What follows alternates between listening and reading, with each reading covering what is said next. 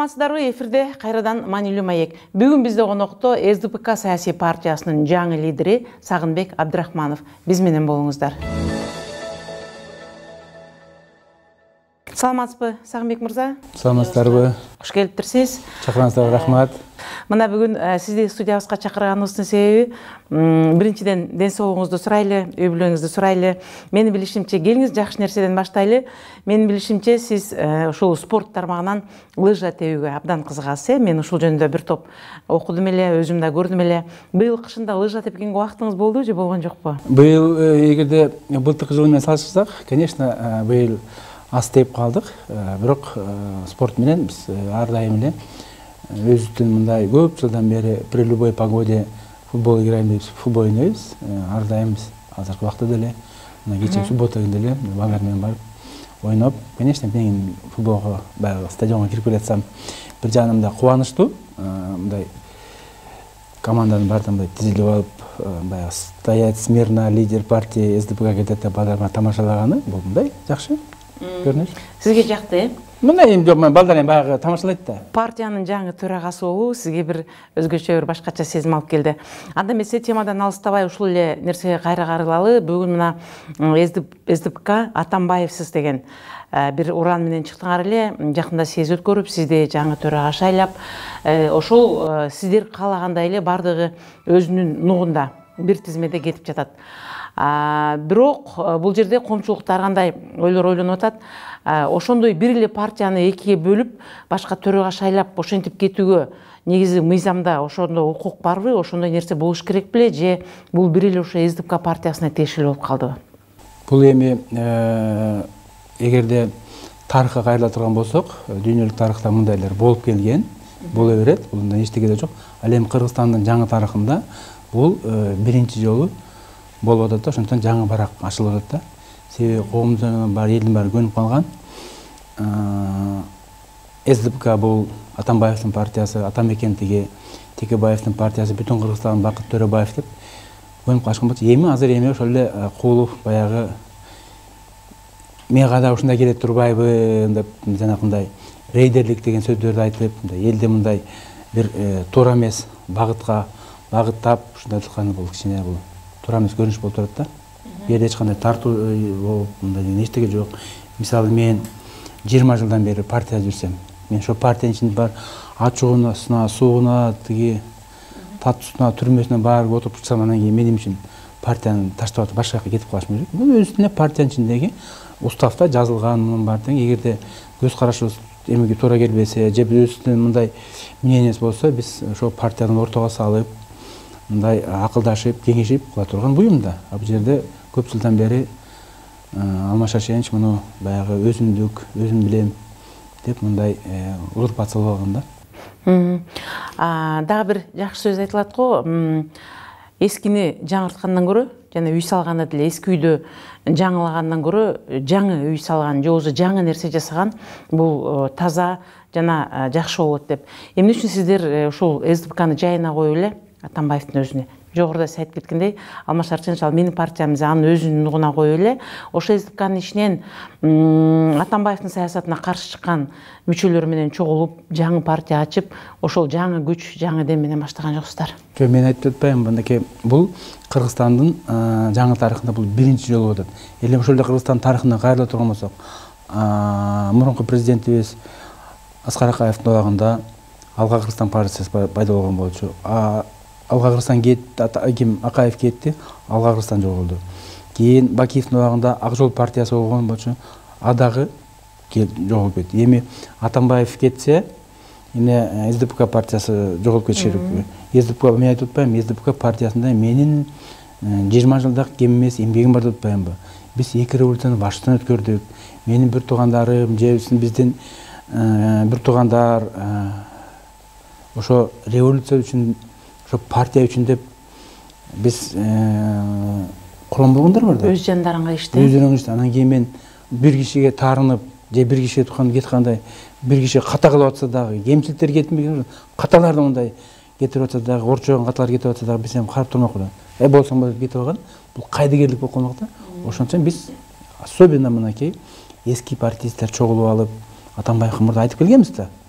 биздин укугубуз бар Атамбаевге айткангачы.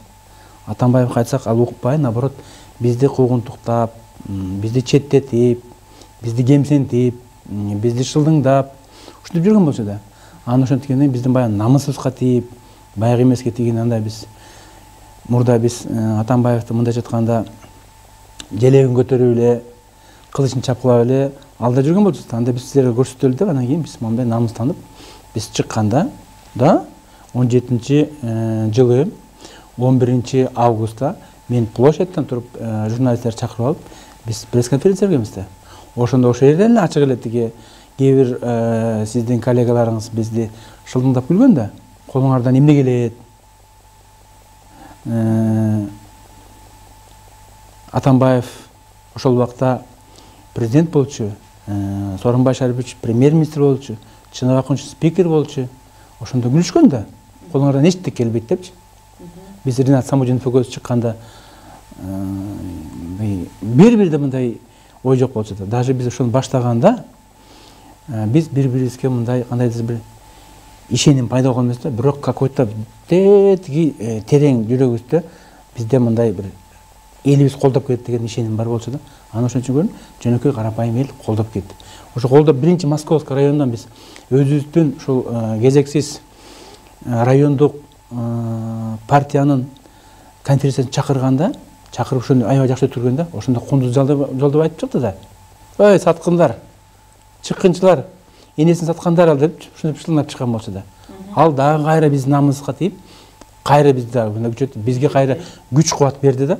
Анан биз сокултук эмес, биз бүт Кыргызстан ушинтип бүт жерде райондук конференциялар өткөрүп, биз делегаттарды шайлай баштадык. Эмегечи тиги өзүбүздүн съездге. Бирок биз ушундай биздин баягы уран менен чыкканбыз да биринчичи. Кийин ураныбыз кыймылга айланып кетпедиби? СДПК без Атамбаева деп же КСДП Атамбаев деген бир чоң кыймылга айланып кетпеди. Коом колдоп кетти, жаштар колдоп кетти, интеллигенция колдоп кетти, солто коому колдоп кетти, чүйдүн ардактуу адамдары бизди колдоп кетти. Анан биз кыймылга айланып кеттик, анан биз биздин СДПК партиясынын политсоветине жана жогорку кеңеште отурган фракциянын лидери Иса Шешенкулович Омуркуловго официалдуу түрдө биз кат жазбадыкпы. Кезексиз кат мындай деп жазылган болчу да. 31-октябрда өткөн 2018-жылкы эмени тиги отурумду жокко чыгарыш керек. Ошол отурумда 6-апрелде өтө турган съезди жокко чыгарып, себеби ал жерде кворум болгон эмес. Ошону жокко чыгарып, биз койгон маселени кезексиз же кезектүү съезди чакырып берели деп биз кат менен кайрылганбыз да. Бул биринчи. Экинчи, ошол жерде жазган болчубуз. Абдрахманов Сагынбекти жана Иса Шешенкулович Омуркуловду жана тиги Кожобек Рыспаевди эмне үчүн кандайча партияны чыгарган үчүн саясий баа берди деп биз ошентип жазган болчу да. Анан алар бизди көрүп, коомубузду көрүп, колдоп атканды көрүп, анан алар 4-мартта чечим чыгарышкан.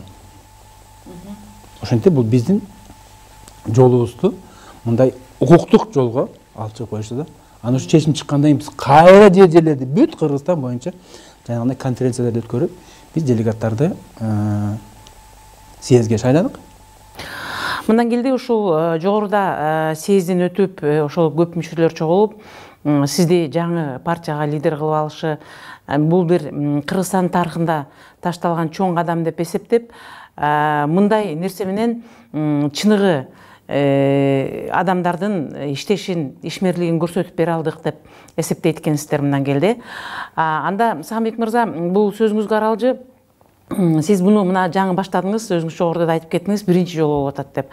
Мунун арты менен эртең биздин башка көрүнүктүү партияларыбыз, ошол эле Республика, Атамекен, Кыргызстан жана бир топ партиялар дагы эртең ичинде ар кандай болот да, адам болгону пикир келишпестиктер болот, бөлүнүү жарылуулар болот. Алар дагы ушинтип өзүнчө жеке съезддерди өткөрүп, партияларды бөлүп жара берсе, бул аягында бир коомчулукта бир тескери пикир жаратпайбы? Мен ойлойм, бул биз кылган иш, азыркы мына бул 18-съезд өткөн съезд, бул бардык башка Кыргызстандагы партияларга таасирин тийгизет го деп ойлойм да.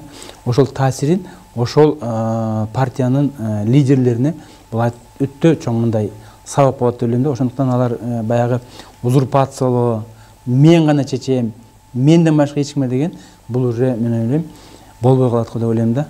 Ошондуктан ошол лидерлер мондай Алмазбек Атамбаевдин каталарын кетирбегенге алар уже аракет кылат деген мен мындай ишенимдемин да. Ошол сиздер алып бараткан багыттын СДПК партиясынын өзүнчө төрага шайланышы, ушул өзүнчө төрага шайланышып, жана СДПК партиянын кайрадан өзүнчө түптөө менен эле өз максатына жетеби, же дагы мындан ары дагы бир бара турган кыймылдар, же мисалы үчүн коррупция менен күрөшүү, же болбосо мамлекеттин экономикасын өндүрүү, же болбосо эртең дагы бир Кыргызстанга пайда алып келчү нерселерди жасай турган максаттар барбы? Биз бул максатка чыкканда биз ар кандай этаптарды койдук. Бул биздин биринчи этап. Ураныбыз СДПК без Атамбаева же КСДПК Атамбаевсыз биз кезектиз съезди чакыруу жана политсөбөттү кайра шайлоо болчу. Биз мына ошо биринчи биз максатыбызга жетип, даже Абдрахманов Сагынбекти күтүлгү жерден мындай төрага кылып шайланышы бул биздин өзүбүздүн максатка жеттик дегендин белгиси да. Ал эми экинчи максат мына 18-чи съезд бул тарых деген кайра эле тарыхка кайра турган болсок, бул 20-чы партиянын коммунисттик партиянын 20-чы съезди болду да. 20-чы съездде культ личность Сталина разоблачение болгон да. Бизде дагы примерно кийин тарыхта ушундай болот деп ойлойм да. Тиги Атамбаевдин культ личностин бул разоблачение болуп, анан ошондо биз 18-чи съездге жаңы лозунг менен чыкпадыкпы? Жаңы лозунг коюп, СДП тазалануу жана жаңылануу жолунда. Же орусча айтканда, СДПК на пути обновления или преобразования деп чыгып атпайбызбы? Ошон үчүн биз мына жаңы кадамды алдыга койдук биз. Ошондой эле сиз бүгүн ушул экс-президент Алмаз Шаршеновичтин көп бүгүнкү айтып жаткан сөздөрүнө, сунуштарына, пикирлерине кошулбай атасыз, таптакыр эле кошулбай атасыз, бизе мына жарашат. Анын ичинде мунун Алмаз Шаршеновичтин негизги айткан ойлорунун бири бүгүнкү жаңы президент Сооронбай Шариповичтин көчтү улабай кеткендиги, ага сөз берип коюп туруп, анын тилинен чыкпай иштөөдөн баш тарткандыгы болуп жатат. Ал эми болсо экинчиси, кайда барбасын, бул Алмаз Шаршеновичтин деңгээли эмес болчу, ал киши президент, ал эми ал айтып жаткан киши жөнөкөй эле катардагы кызматкер. Райымбек Матраимовдун ишмерлиги боюнча абдан баса айтып, сен ошону камай албайсың деген пикирин айтып жатат. Буга сиздин пикириңиз кандай? Мен сиздин сурооңузга ошол аягынан баштайын. Мисалы, ошол эле мен тааныбайт экенмин Матраимовдучу. Мисалы, ошол жанагы коомдо айтылып келаткан белгилүү мындай өзүнүн кличкасы менен миллионник деген менен, ошол Райым миллионник менен Атамбаев 6 жыл иштеп келбеди. 6 жыл эмне үчүн унчукпай келди? Анан кетип аткандан кийин, кеткенден кийин ошо Райымды көтөрүп чыкканы бул аябай мындай коомго терс, жана бизге да бул аябай түшүнүксүз. Буга чейин биз баягы угуп эле жүргөнбүз да.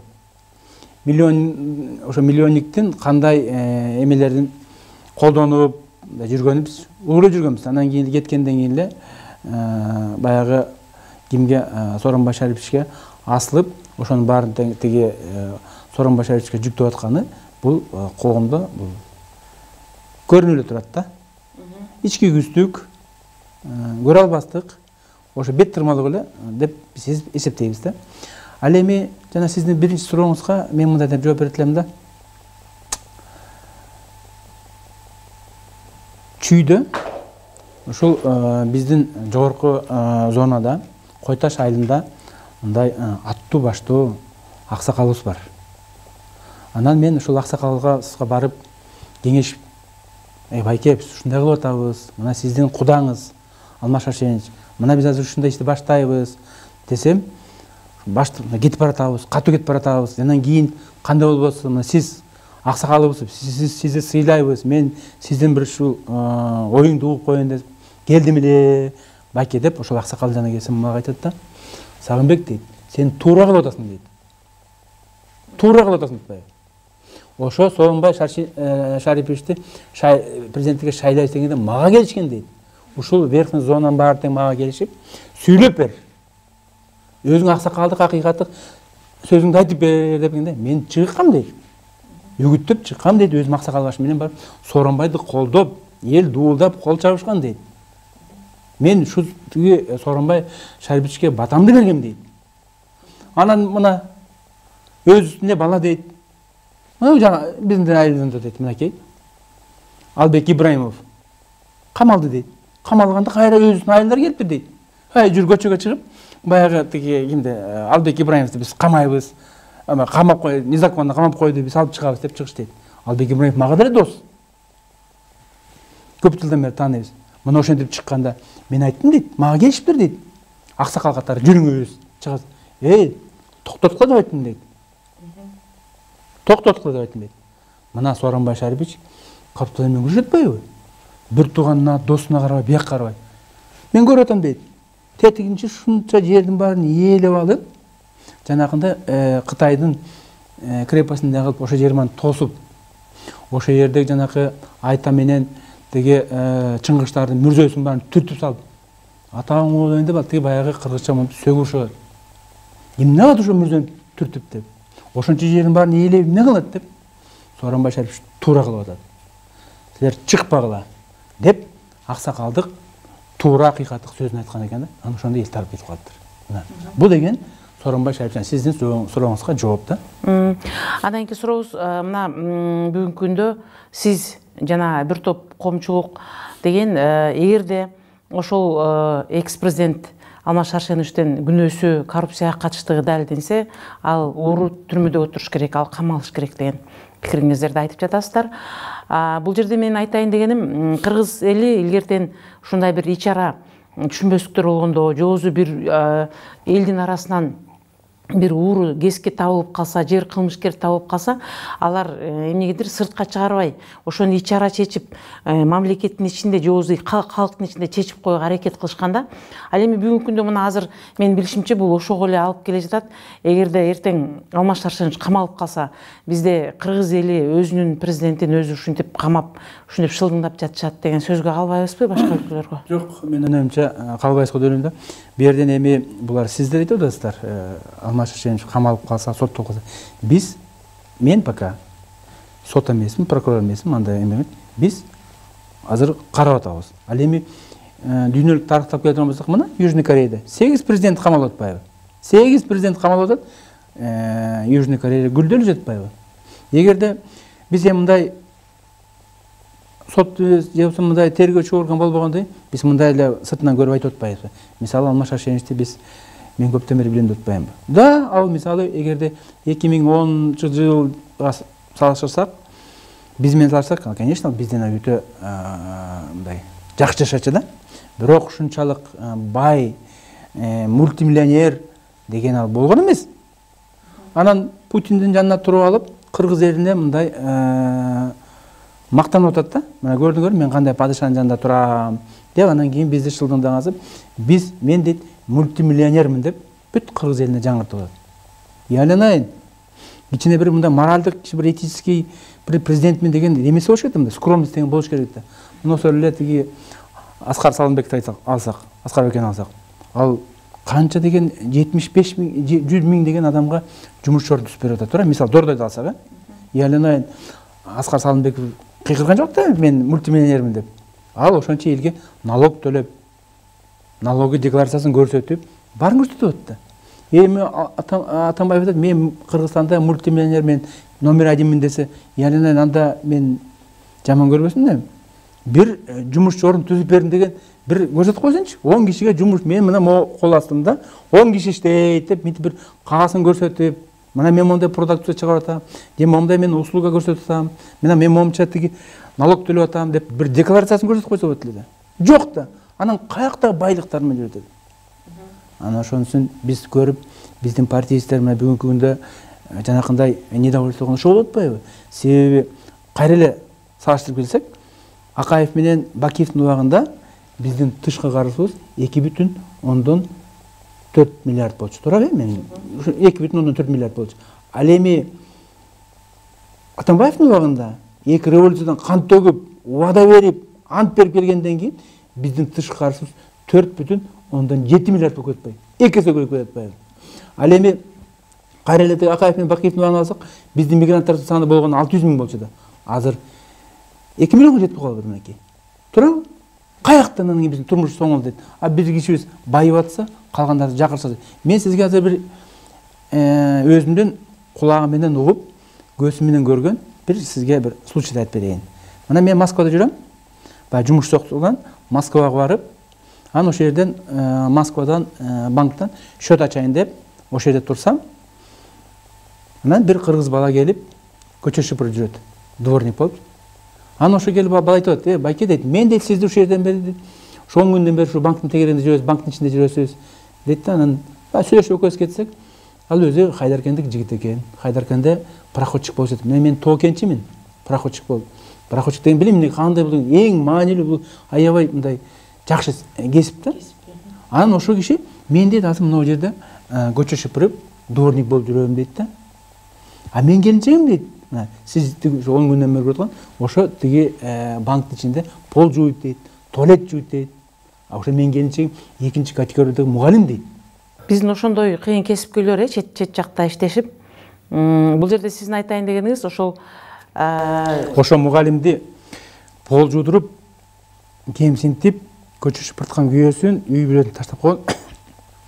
Бул дейт СДПК партиясы күнөөлүү дейт. Эмне себептен? СДПК партиясы дейт, менин аялымды дейт, мени дейт, үй бүлөмдү таштатып дейт, тентитип, көчө шыпыртып кой дейт. Ошо СДПК партиясын соттош керек дейт. Деп ал мага айтып атпайбы? Ал билбейт да, ошол мен 20 жылдан ашык ошол СДПК партиясынын түптөгөндөрүнүн мен биримин да. Даңазалап ушунчага чейин көтөрүп, СДПК көтөрүп чыккан бизбиз да. Анан ошо бала айтып атат, СДПК партиясы соттош керек деп. Эгерде ошо билсе, эгерде тиги СДПК партиянын мындай один бир мындай кандайдыр бир түптөгөндөрүнүн бири десе ошол жердеги топурак мененби, жемне менен, балки менен башка чабат беле, ким билет. Көрдүңүзбү кандай? СДПК партиясы соттош. Ошон үчүн биз азыр СДПК партиясын тазалашыбыз керекпиз. Урлардан, жемкорлордон, ичип жегендерден, анан ошонун башында турган Атамбаевдин өзүнүн бетке айтып эле урларды тазалаш. Ошо урлардын башында сен турасың деп айтып атпайсызбы? Айтып келдик да, сен деп мынакей. Эми Сагын мырза мына сөзүнүн аягында бизди коомчулукту бир таң калтырган десем да болот, кызыктырган десем да болот, бир суроо бар. Бул ошол чыгып жаткан сизге окшогон лидерлердин, бетке ачык айткан адамдардын баардыгы эле мындай бир кызмат ордунда туруп, же премьер-министр болуп туруп, же болбосо бир спикер болуп туруп, чыгып мен каршымын бүгүнкү жашоого, бул мындай болуш керек болчу деп айтып чыгышпайт эч качан, андай жок биздин тарыхта. Сиз дагы ошол мурда кыргыз алпында экинчи орун басар болуп иштеп турганда, биринчи орун басар болуп иштеп турганда, биздин коомчулук жөнүндө, биздин бийлик жөнүндө ушундай өзүңүздүн пикириңизди билдирген жок элеңиз. Анткени ошол убакта жогоруда сиз айтып отурган Алмаз Шаршенович бийликте президент болуп отурган. Сиз жумуштан кеткенден кийин ушундай бир ой толгоолорду айтып, жанагындай коррупция менен күрөшүбүз керек, баарын ачык айтышыбыз керек деген пикирлерди айтып чыктыңыз.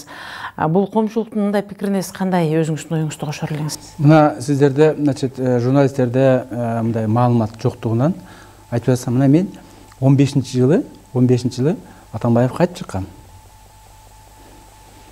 Кызматта туруп, Кызматта туруп. Кыргыз алтын бул Тоо-кен тармагындагы, Кыргызстандагы Тоо-кен тармагынын бул локомотив болуш керек деп. Мен өзүмдүн как адис катары, жетекчи катары, топ менеджер катары мен айткан болчумун. Кантип биз Кыргыз алтынды Россиянын Газпромунда кылганга биздин мүмкүнчүлүгүбүз бар деп. Мен ошону тиги Андрей Белининовго да айткан болчумун, Атамбаевдин досуна айткан болчумун. Ошондо ошол киши айткан болчу. Один кыргыз дейт, который вот так говорит, дейт, правильно говорит деп. Ошо күлгөн болчу менчи.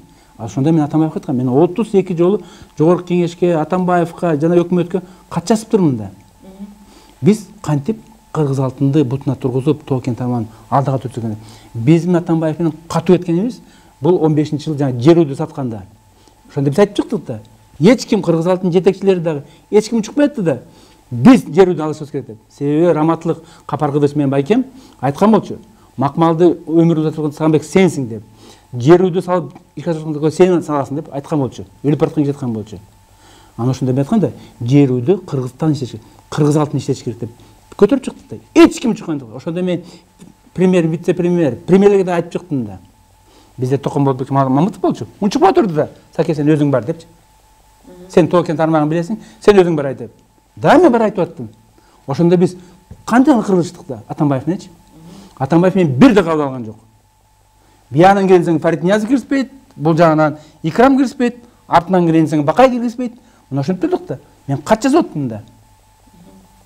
Амалдарын да таап аттым да. Мисалы мен Туйгуналга айттым да, Туйгунал ака айтчы, мени кабыл алсын. Сен баягы жер үй боюнча сүйлөйсүң, же жер үйдө атасың, сени ал кабыл албайт деп. Мына айтып атты что мына. Биз айтып келдик да. Ошондо мына азыр эми Кыргызда макал бар. Кымырыш кыр жетпей билинет экен деп. Мына ушул убакта билинип калды да азырчы. Азыр интернетте баарын карасаңыз болот. Генерал Табалдиев, ГКНБнын төрагасы. Ошо менен чечен ишмер жер үйдү кантип бөлүш керек экен, кантип алыш керек экен, кимдин тапшырмасы экен. Мына президент Атамбаев мага тапшырма берип деп тиги конкурска чейин айтып атат. А мен биз кыргыз эл күлкү болуп барып атабыз. Кыргыз алтын биз 111 миллион доллар бердик. Ал эми тиги Восток геолога добыча болсо болгон 100 миллион берип атат. Биз 11 миллион үйдө жогору бердик. Мен айтып атам, кыргыз алтын 80 тонна болсо, ошонун 40 тоннасы мамлекетке калат деп биз айтып атабыз. Тигилер айтып атат, биз 1 грамм бербейбиз деп. Мына берип коюшту го. Мен ошондо өзүм кызматта эң жогорку кызматтардын бирине турсам да айтып чыктым. Мына көрдүңүзбү? Кымырыш кыржы беле билинип калды. Ал эми Терексай боюнча дагы, Терексайда жанакы түрктөр келип, биздин хвостохранилищерди алып атканда, хвостохранилищтен башка жер ошол жердеги кембалдарды алып атканда мен айтып чыктым да. Анда келип жаш баланы келип кыргыз алтын келип коюп койду. Кыргыз алтын бүгүнкү күндө мен кеткенден бала бакча айланып калган болчу. Азыр таптакыр банкрот болду мынакей. Айткам да, силер кимдин тиги Терексайдагы хвостохранилищеден Терексай жагы кембалдарды берип атасыңар деп. Десем айткам да, Сагынбек Муталич, вы не лезьте в свои дела. Это ребята, Сапар Исаков ребята. Эй, это совсем молодые ребята. Эй, бұлар не білет енді? Бирөө өндүрүштө тармакта иштебесе, же бир фирмасы жок болсо, Терексайда эмне кылышат енді буларчы? Айтым, эмне кылат енді? Десем, Сагынбек Муталич, сиз өзүңүз жумушка киришпеңиз, бияк жумушка киришпеңиз. Сиздики производство геологов ошакты кылыңыз. А булар болсо, Сапар Исаковдун балдары. Өздөрү билет деп. Өздөрү билет деп койду. Мына азыр эми Эдил Байсалов баарын жазып чыкты. Ошо балдар Атамбаевге үй салып берип атышат. Мындан келди Сагынбек мырза, ошол сиз кызматта туруп эле өз пикириңизди билдирип, бирок коомчулук ал жөнүндө билбей калган экен. Биз бул суроону жакшы эле берип турбуз сизге. Анткени ошондой эле ойлор кээ бир жерде айтылып, кызматтан кеткенден кийин ушундай сөздөр чыкты деп айтылып жатышат. Сиз жөнүндө жазылган жерде элдер өз пикирин билдиргенде, бирөөсү сизди нарындын колунда десе, бирөөсү сизди жок бул байке көлдөн болот деп айтып жатат. Эми ушул эфирди жаап жатып, кичим экениңиз жөнүндө азын улак айтып кетсеңиз. Мен көп жыл, конечно, Россияда, Өзбекстанда иштеп калдым да. Толкен тармагындачы, ушул именно алтын боюнчачы. Анан көпчүлүгү билбей калышты болойм, бирок мен өзүм жерим ушул Чүй өрөөнүндө Көкжар деген Аламүтүн районуна караштуу. Көкжар айылынан болом. Так туулган айылым 5 күнгөй, ал эми чоңоюп өскөн бүт бул Көкжар болот. Ошол. Мындан келди Кыргыздын Чүй областынын уулу экенсиз, Маегиңизге чоң рахмат, Сагынбек мырза. Мен кичине берүүнү өзгөчөрөөк кылып алып бардым. Анткени деген бизде бир ушундай жөнөкөй тил менен коомчулукка түшүндүрүп бере турган дагы маектер керек болчу. Сиз сезде жана башка жакта айткан сөздөрүңүздү бүгүнкү күндө тескери жакка да буруп жатышат, ар кандай пикирлерин айтып жатышат. Ага карабастан мен ойлойм бүгүн сиз экөөбүз жасаган маекте сиздин болгон жүрөгүңүздөгү, өзүңүздүн көңүлүңүздөгү сөздөрдү айтып өттүңүз деп. Маегиңизге чоң рахмат. Мындан ары дагы маалымат болсо биздин студияга келип туруңуз. Сизге да рахмат. Ушундан пайдаланып, мен кичине жана айтып кеттим, толкунданып кеттим го дейм да. Ошон үчүн эгер кемчилик кетип калса, менден кечирип койгула. Ушуну менен маанилүү маегибиз соңуна чыкты. Сиздерге бүгүн СДПК партиясынын жаңы төрагасы Сагынбек Абдрахманов келип маек куруп берди. Берүүнү мен Үмүт Мукамбетова алып бардым. Кайрадан кезишкенче саламатта болуңуздар.